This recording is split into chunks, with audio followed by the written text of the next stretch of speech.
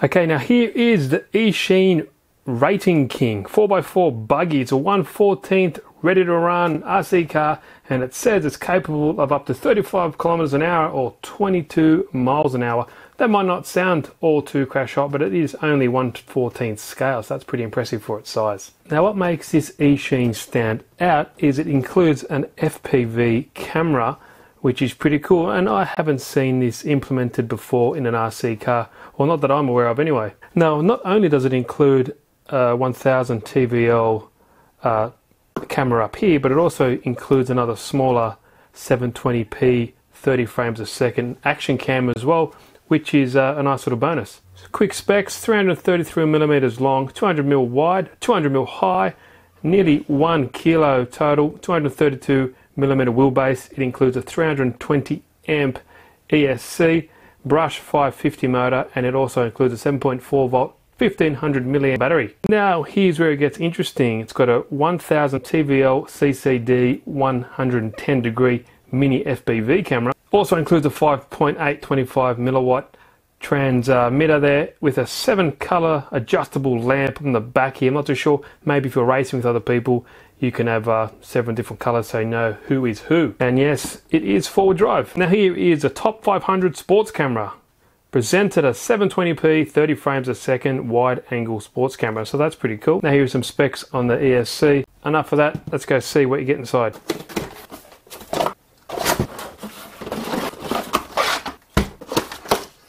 Now this is everything you get in the kit.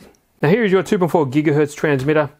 Pretty basic, feels quite comfortable, has a nice foam over the steering wheel here.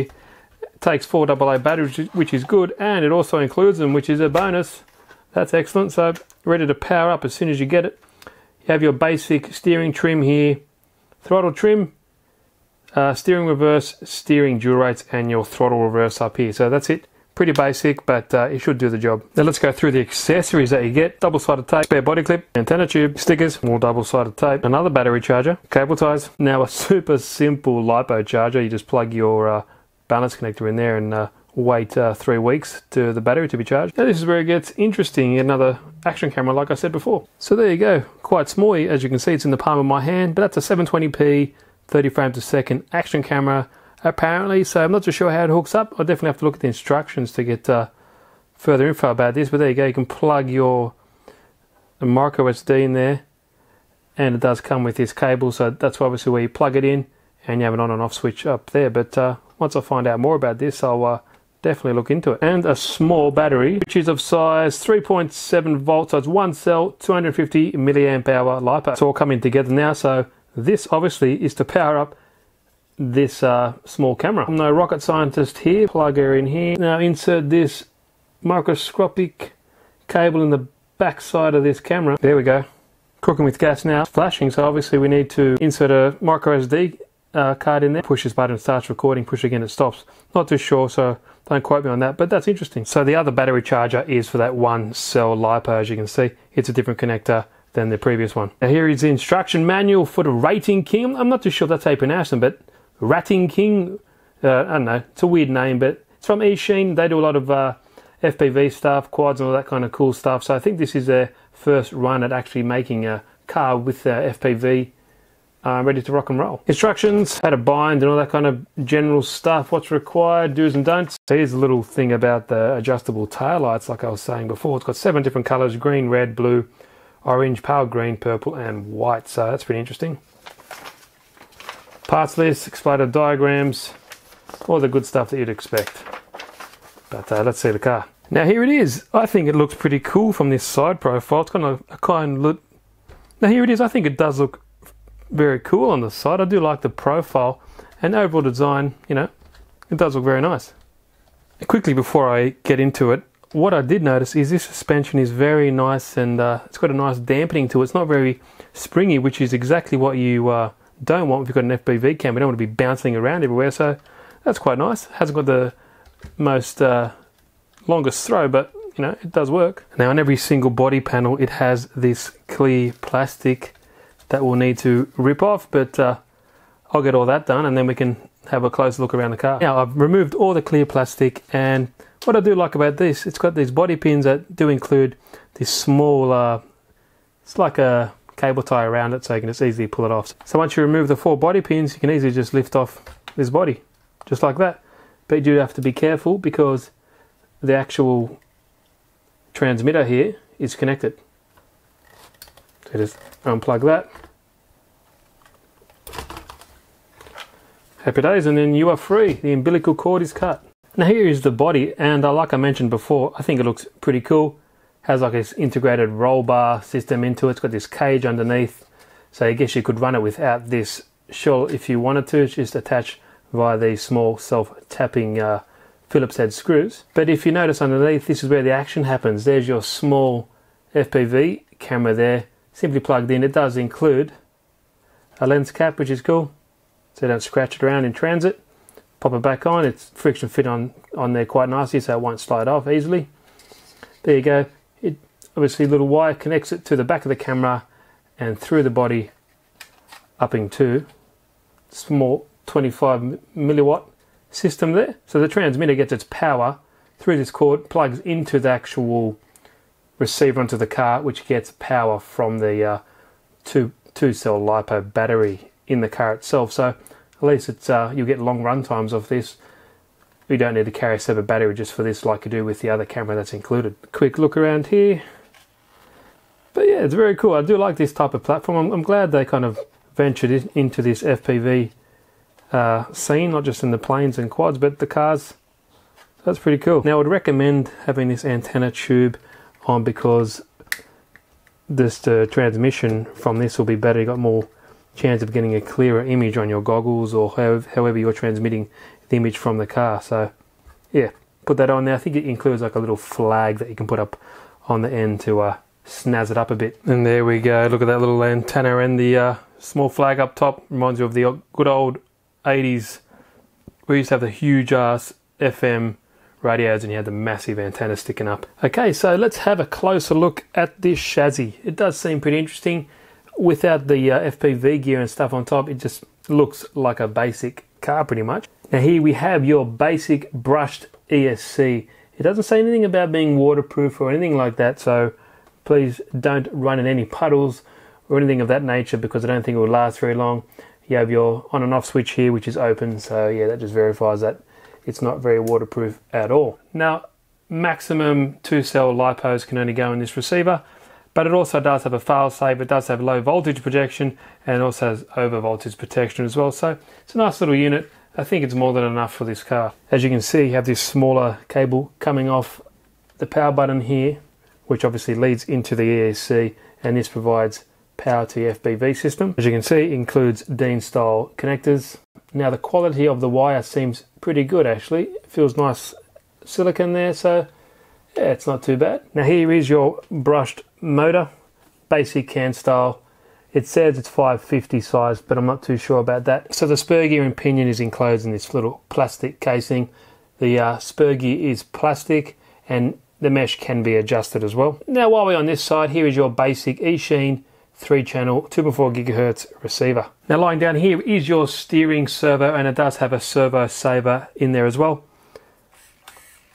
As you can see there, it's not the fastest steering servo on earth, but you know, it will do the job. Now the good thing about it, it does have a standard connection here, 3-wire, so it can be easily replaced. Now the battery is easily held in place via these 2 Velcro straps, and it is a standard soft pack, and it's 1500 milliamp, 2-cell, 7.4 volt, 30C, which is impressive. Normally they're under that, so 30C is nice to see, and they are DIN's connectors, and it's got this funny balance, you know, lead connection here. I don't know if that's just to protect it so it doesn't pull out over time. Now with the battery removed, we can easily see that center drive shaft, which is steel, and it has dog bone connections. Now the differentials front and rear are sealed. They are aluminium with 2 spider gears. They are filled with some, I guess, decent fluid in there, so it'll be more than enough for this car or this platform. Shouldn't be under too much stress, but at least it is sealed and you can change it out if you want to. Now the suspension does feel quite plush, not too springy at all, and the good thing about them, they are filled with oil and the spring load can be adjusted.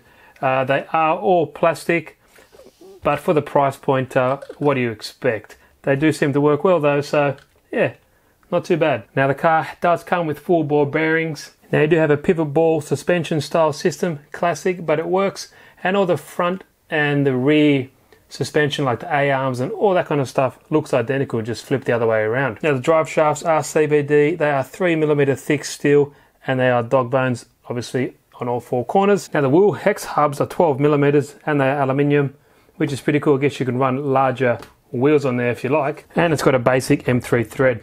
Now here's your wheel and tyre combination, as it says there, all terrain. Seems okay.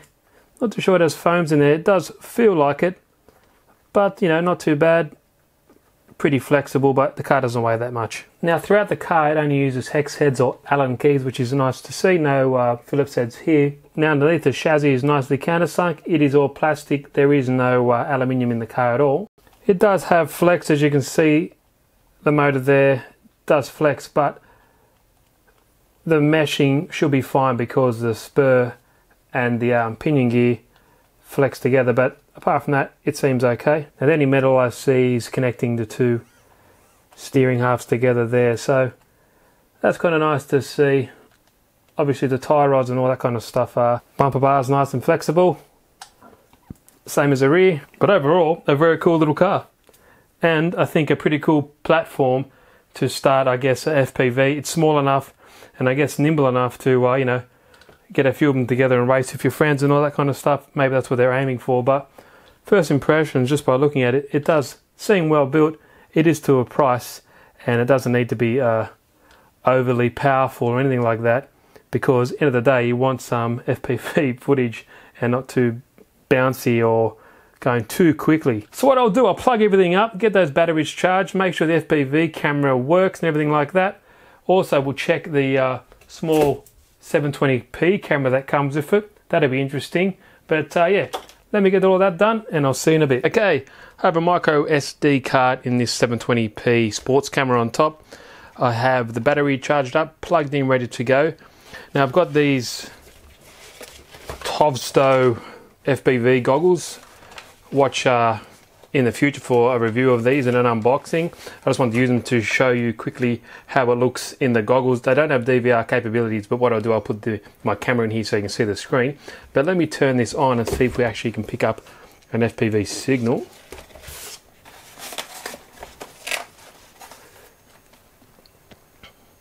And this screen, I just quickly looked at it, it looks awesome too. So I don't know if it auto selects or anything like that. I haven't really used these much, to be honest. Oh, there we go. Now, obviously that yellow peak in the middle won't show when you put them on. But there we go. Happy days. So everything seems to be working correctly. And what I'll do, I'll run around and I'll have the camera looking in here.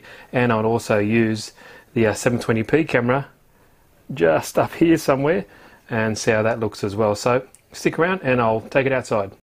Hey guys, now I'm just out the front of my house just to do a quick test. Don't worry, I'll do many more videos of this. I want to do a range test as well, but I've got the son's got the goggles on. They're not noticeable at all.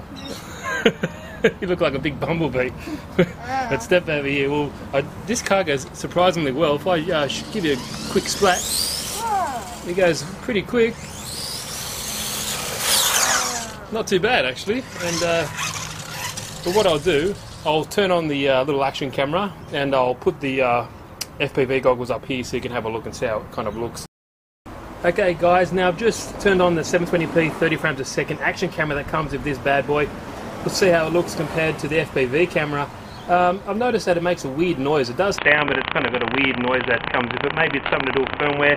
I don't know what it is, but I'll put the FPV goggles onto the actual DSLR here so I can show you how it actually looks, because some of these DVRs that you get with these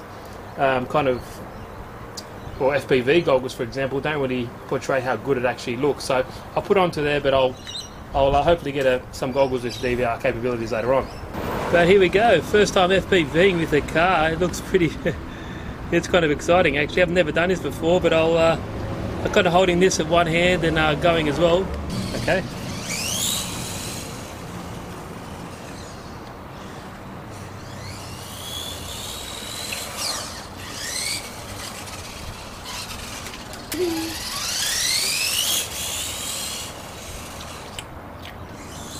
Dad, can I do that.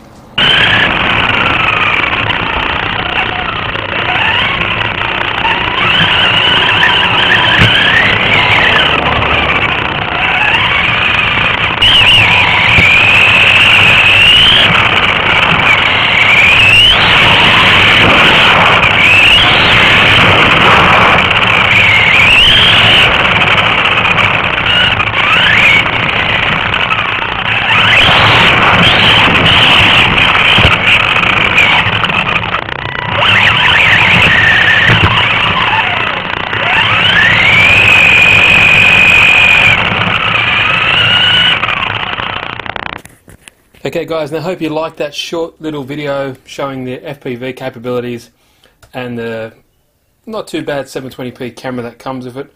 Please stay tuned for other videos. I'll do a range check on this and see how good the signal is with the stock transmitter here, and also once I get a different set of goggles or something with the DVR capabilities, I can actually record the FPV footage. Now if you're interested in these Tovsto 720p 7-inch FPV goggles, they are awesome. I'll leave them in the link down below, but I'll be doing an unboxing and kind of like a review with this because I have some other quads and stuff coming as well, so look out for those. But Steve here again from RC Tanks and Trucks 24/7. Hope you liked the video. Any questions, please leave them down below. If you haven't, please subscribe, and if you want, give the video a good old like. It helps a lot. So thanks guys, see you in the next video.